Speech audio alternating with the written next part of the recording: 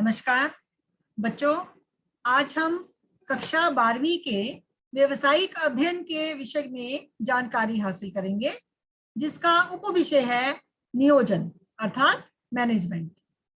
तो सबसे पहले हम जानकारी हासिल करने जा रहे हैं इंडियन ऑयल कंपनी लिमिटेड, जो कि भारत का सबसे बड़ा वाणिज्यिक संगठन है।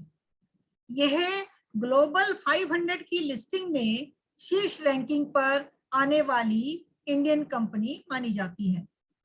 इंडियन ऑयल का दृष्टिकोण गतिशील नेताओं के एक ग्रुप के द्वारा संचालित होता है, जिन्होंने इसे फेमस करने के लिए, इसे प्रसिद्धि प्रदान करने के लिए कठिन परिश्रम किया, अपने अनथक प्रयास किए, अपना योगदान दिया।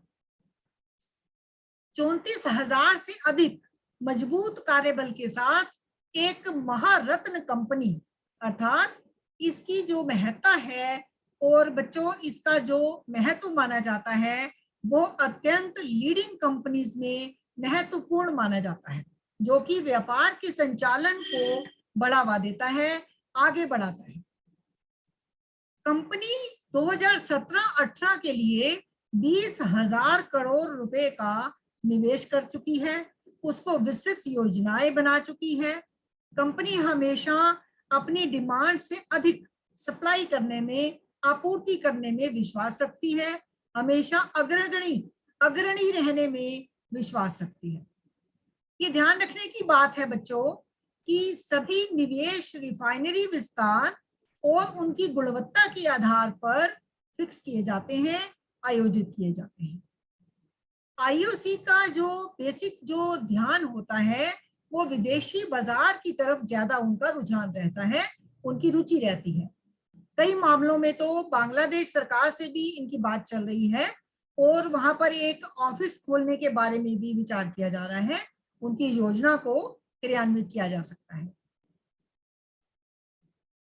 नेपाल के लिए एक मोतीहारी टर्मिनल है, वहां पर ये अपनी सुविधाओं को बढ़ाने के लिए हमेशा प्रयासरत रहते हैं, हमेशा कोशिश करते रहते हैं। कंपनी हमेशा नए अधिग्रहण के लिए तैयार रहती है, तत्पर रहती है। कंपनी के पास काफी मात्रा में रिजर्व होता है, आंतरिक संसाधनों की प्रचुर मात्रा उपलब्ध होती है और वो अपना धन वगैरह एकत्र करने में योगदान देती है। अब हम आते हैं कि ये सरकारी क्षेत्र की एक अग्रगणी और अग्रमान्य कंपनी मानी जाती है। कंपनी अपने लक्ष्यों को प्राप्त करने के लिए बड़ी बड़ी योजनाएं बनाती है, उनको लागू करती है और उन्हें छोटे छोटे टुकड़ों में बांटकर आगे बढ़ती है। ये सरकारी क्षेत्र की एक राष्ट्रव्यापी अर्थात नेशनल स्केल पर बड़ी कंपनी का एक उदाहरण है, जो कि देश की उच्च कोटि की कंपनियों में आती है। इसी प्रकार बच्चों, भले ही वो सरकारी संगठन हो या व्यक्तिगत व्यवसाय हो या फिर निजी क्षेत्र की कंपनियां हो, सभी को नियोजन की आवश्यकता होती है। अब आप पूछेंगे कि नियोजन क्या होता है, तो मैं आपको समझाती हूँ। जिस प्रकार से हम कहीं बाहर जाते हैं या अपना कुछ टूर प्रोग्राम बनाते हैं, कहीं देश से बाहर जाते हैं या विदेश में जाते हैं, तो हम अपनी एक प्लानिंग करते हैं कि हम वहां पर जाकर क्या क्या टूरिस्ट प्लेसेस देखेंगे, वहां हम क्या क्या पैकिंग में क्या क्या लेके जाएंगे। इसी तरह से हर एक चीज की, चाहे वो देश के लिए हो, चाहे वो अंतर्राष्ट्रीय स्तर पर हो, एक योजना बनानी बहुत आवश्यक होती है। किसी भी कार्यक्रम को करने से पहले उसकी एक रूपरेखा बनानी बहुत जरूरी होती है। तो ठीक इसी प्रकार यही बात हमारे देश पर भी लागू होती है बच्चों। सरकार भी देश के लिए पंचवर्षीय योजनाएं बनाती है। आपने पढ़ा होगा, योजना आयोग के बारे में पढ़ा होगा। पंचवर्षीय योजनाएं 5 ईयर प्लान्स होती हैं, जिसमें देश की तरक्की के बारे में डिस्कस किया जाता है। देश के अंदर क्या क्या विस्तार किया जाएगा, विकास कैसे होगा, देश का कल्याण कैसे होगा, इसी प्रकार की चीजें नियोजन में शामिल की जाती हैं। इसी प्रकार बिक्री योजना, उत्पादन योजना, ये सभी योजनाएं समय समय पर बनती रहती हैं, मॉडिफाई होती रहती हैं, इनमें चेंजेस भी होते रहते हैं। तो नियोजन का अर्थ हुआ कि पहले से ही, पूर्व से ही ये निश्चित कर लेना, ये डिसाइड कर लेना कि कि भविष्य में हम क्या करने जा रहे हैं और हम उसको किस प्रकार से करेंगे। यह जो नियोजन है, प्रबंध है, ये इसके आधारभूत कार्यों में से एक माना जाता है, अर्थात ये एक महत्वपूर्ण घटक है। अब किसी कार्य का नियोजन उसकी सृजनात्मकता और उसके नव प्रवर्तन से नजदीकी रूप से जुड़ा हुआ होता है। ये चीजें एक दूसरे से इंटरलिंक्ड होती हैं, कनेक्टेड होती हैं। इसी प्रकार नियोजन में हम ये देखते हैं कि हम कहाँ खड़े हैं और हमें भविष्य में कौन से स्तर पर पहुंचना है, अर्थात हमारा टारगेट क्या है, हमारा नेक्स्ट लक्ष्य क्या है, हम कहाँ तक जाना चाहते हैं, हम क्या क्या उसमें हासिल करना चाहते हैं, हमारे क्या प्रोग्राम्स हैं, हमारी क्या योजनाएं हैं। तो इन दोनों के बीच में जो पुल का कार्य करता है वो नियोजन करता है। वास्तव में देखा जाए तो नियोजन की जरूरत कब पड़ती है? नियोजन की जरूरत उस समय पड़ती है जब किसी एक क्रिया को पूरा करने के लिए हमारे पास बहुत सारे विकल्प मौजूद होते हैं। जब हमारे पास बहुत सारे ऑप्शंस होते हैं तब हमें नियोजन की आवश्यकता पड़ती है। नियोजन सभी प्रबंधकीय निर्णयों में, सभी कार्यवाहियों में दिशा उद्देश्य प्रदान करते हैं, हमें एक टारगेट देते हैं, हमारा लक्ष्य निर्धारित करते हैं। इसके लिए हमें विवेकपूर्ण सुलह करनी पड़ती है, संस्था के लक्ष्यों को प्राप्त करना होता है और सभी सदस्यों को साथ लेकर भी चलना होता है। ये उद्देश्य ही होते हैं जो हमारे लक्ष्य होते हैं और जिन्हें प्राप्त करने की इच्छा शक्ति होनी चाहिए और उसी के आधार पर हमें वास्तविक निष्पादन का मापदंड भी निर्धारित करना होता है। अर्थात नियोजन से आशय, उद्देश्यों और लक्ष्यों का निर्धारण करना और उन्हें एक कार्यविधि का निरूपण देने से होता है। जो भी योजना विकसित की जाती है, डेवलप की जाती है, उसे एक निश्चित समय दिया जाता है, एक समय सीमा निर्धारित की जाती है, क्योंकि समय क्या है बच्चों? समय एक सीमित संसाधन है। समय सीमित चीज नहीं है कि जिसका अनलिमिटेड आप यूज कर सकते हैं, असंख्य मात्रा में प्रयोग कर सकते हैं, नहीं। समय एक लिमिटेड संसाधन होता है जिसे हमें बुद्धिमानी से, दिमाग से कार्य करते हुए प्रयोग में लाना चाहिए। और यदि समय का ध्यान नहीं रखेंगे तो क्या होगा? समय का ध्यान नहीं रखने से अव्यवस्था फैल जाएगी, हमारी सभी योजनाएं निरर्थक हो जाएंगी, बेकार हो जाएंगी, व्यर्थ हो जाएंगी। दिए हुए समय के लिए उद्देश्यों को निर्धारित करना बहुत जरूरी होता है। कार्य की उपलब्धि के लिए दशाओं को सूचित करना बहुत आवश्यक होता है और कार्य करने की विभिन्न विधियों में सर्वोत्तम संकल्प चुनना, सर्वोत्तम विकल्प का चुनाव करना अत्यंत आवश्यक व महत्वपूर्ण होता है। तो नियोजन का महत्व देखते हैं। हाँ, आपने फिल्में देखी होंगी बच्चों, विज्ञापन भी देखे होंगे, आप टीवी पर देखते हैं, रेडियो पर सुनते हैं, समाचार पत्र की सुर्खियों में भी पढ़ते होंगे कि किस प्रकार से जो संसद में या संसद सत्र पारित होता है उसमें कार्यकारी योजनाएं बनती हैं, रूपरेखा बनती है, कोई एक्ट बनता है या कोई भी नीति जब निर्धारित की जाती है उसके बारे में पहले से ही योजना बनाई जाती है। उसके बाद उस पर प्रस्ताव प्रस्तुत किए जाते हैं, फिर उसको अमल में लाया जाता है, उसको क्रियान्वित किया जाता है। तो ये हमारी कार्य क्षमता को बढ़ाता है, क्योंकि हमने पहले से ही योजना बना रखी है, इसलिए हमें कार्य करने में किसी प्रकार का कोई व्यवधान उपस्थित नहीं होता। अब हमें नियोजन क्यों करना चाहिए, इस बात पर हम थोड़ी चर्चा करते हैं। तो ये कुछ ऐसे प्रश्न हैं जिनका हमें उत्तर ढूंढना है। नियोजन निश्चित रूप से प्रभावशाली है, ये आपने देखा, क्योंकि ये हमें बताता है कि हमें कहाँ जाना है, हमें भविष्य में कौन से स्तर पर पहुंचना है, हमें क्या हासिल करना है, हमें क्या प्राप्त करना है। तो ये निर्देशन देता है, डायरेक्शन देता है कि आप किस दिशा में आगे बढ़ो, और पहले से ही पूर्वानुमान के द्वारा हम अनिश्चितताओं को कम कर सकने में कामयाब हो सकते हैं।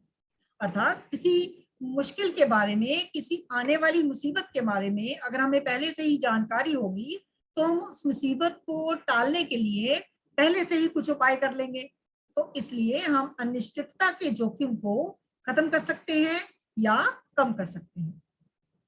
नियोजन के निर्देशन की व्यवस्था करने में कार्य को कैसे किया जा सकता है, इसका पहले से ही हम एक रूपरेखा बना लेते हैं और उसके हिसाब से कार्य करते हैं।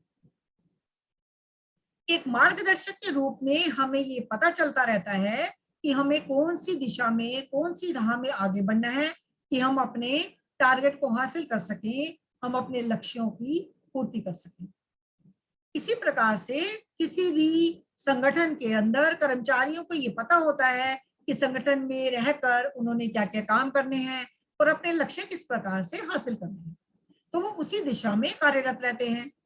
इसी प्रकार विभिन्न विभागों में, संगठनों में सभी कर्मचारी मिलकर अलग अलग टारगेट फिक्स करके अपने उद्देश्यों को हासिल करते हैं और कुशलता पूर्वक हासिल कर पाने में सफल होते हैं। नियोजन से अर्थात मैनेजमेंट करने से अनिश्चितता की जोखिम को हम कम कर सकते हैं, अर्थात अनसर्टेनिटी को हम समाप्त कर सकते हैं, एक निश्चितता की ओर हम बढ़ सकते हैं, अपने कदम बढ़ा सकते हैं। नियोजन एक ऐसी क्रिया होती है जो प्रबंधक को भविष्य में देखने का अवसर प्रदान करती है और संभावित परिवर्तनों का आभास करवाती है, ज्ञान करवाती है। पहले से ही हम नियोजन के द्वारा ये विचार कर पाते हैं कि हमारी अक्षमताएं क्या हैं, हम उनको दूर कर पाते हैं और सक्षम तरीके से अपने लक्ष्यों की पूर्ति कर पाने में सफल हो पाते हैं। इसी प्रकार नियोजन नए परिवर्तनों को और नए विचारों को प्रोत्साहन देता है, उत्साही तरीके से क्रियान्वित करने में कामयाब बनाता है। नियोजन प्रबंध का पहला कार्य होता है नित्य नवीन विचारों को, योजनाओं को साकार रूप देना, उन्हें अमल में लाना, उन्हें प्रयोग में लाना। ये व्यवसाय की उन्नति, उसके विकास और भविष्य की कार्यवाहियों के लिए एक पथ प्रदर्शक या दिशा प्रदर्शक का कार्य करता है।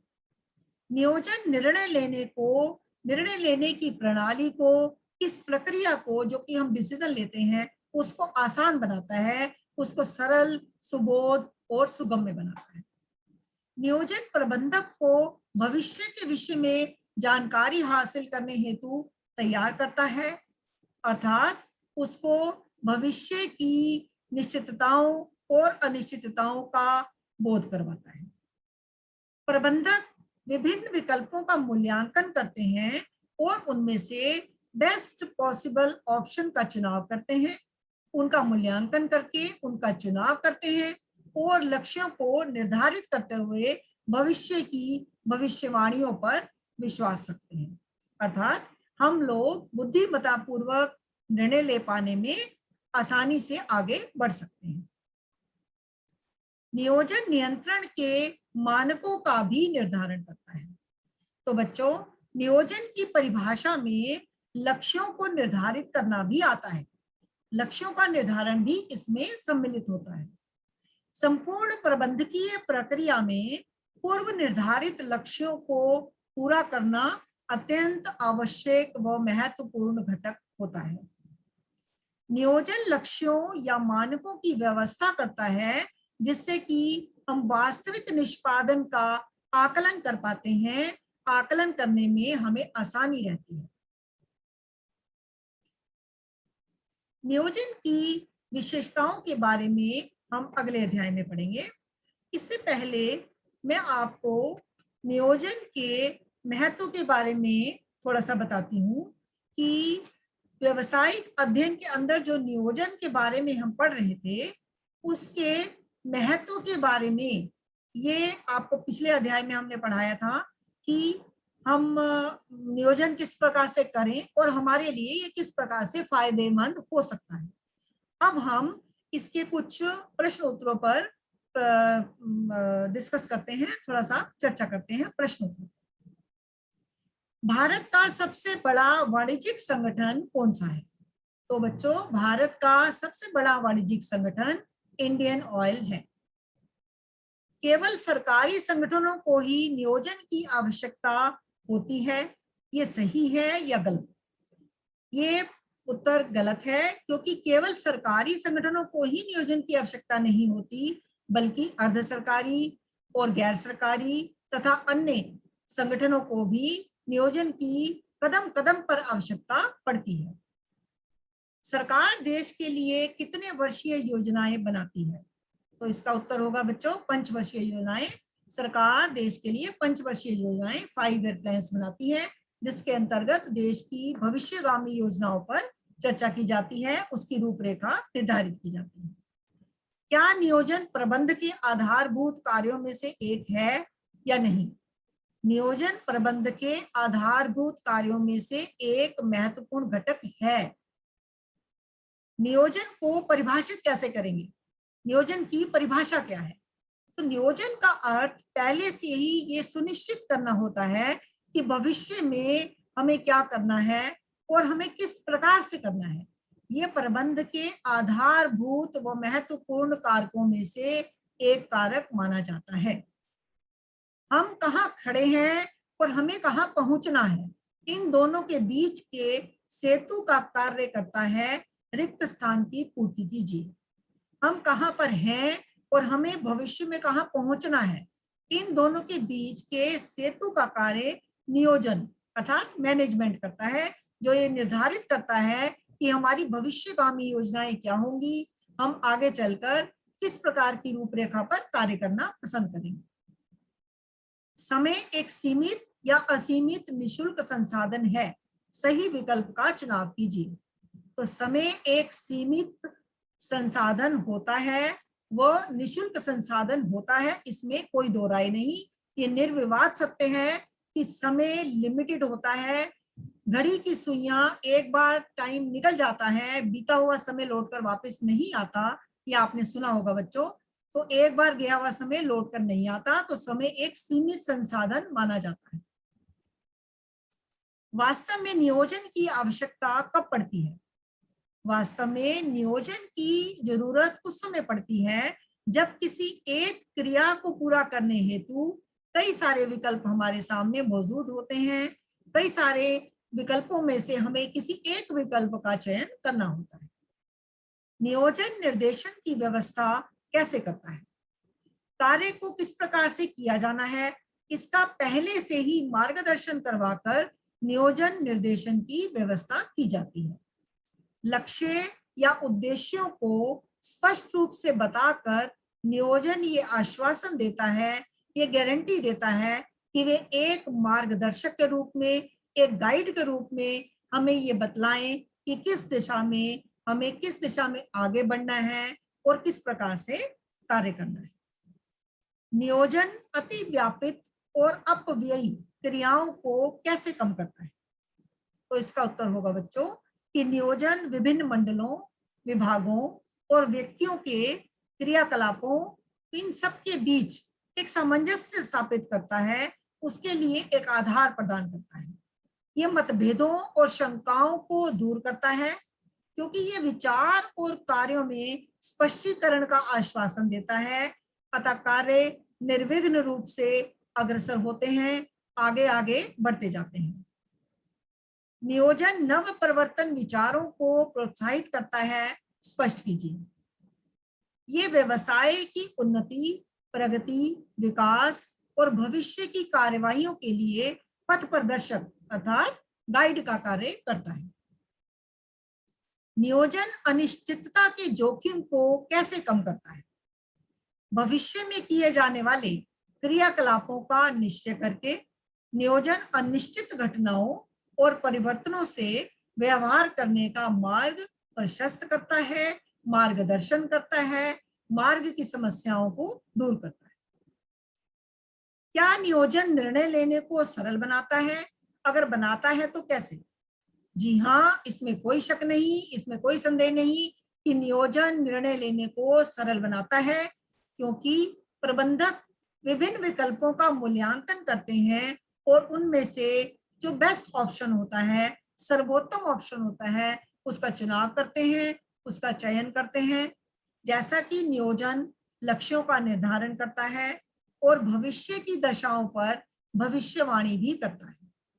अतः बुद्धिमत्ता पूर्वक निर्णय लेने से, विवेक पूर्वक निर्णय लेने से हम आसानी से आगे बढ़ सकते हैं।